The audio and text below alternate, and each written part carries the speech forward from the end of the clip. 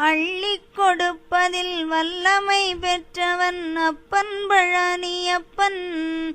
தினம் அச்சம் தவிர்ப்பவன் ஆறுதல் சொல்பவன் அப்பன் பழனியப்பன். கள்ளங்கபடம் இல்லாதவர் தம்மிடம் காவலில் நின்றிருப்பான். அங்கு கால்நடையாய் வரும் மானிட ஜாதியைக் கண்டு கழித்திருப்பான்.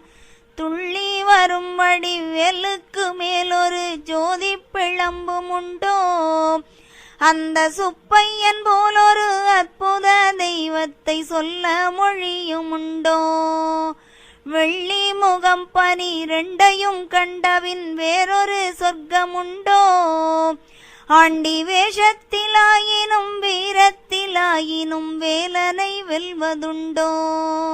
சித்தர் வணங்கிய சேவற்கொடியோரை சேர்ந்து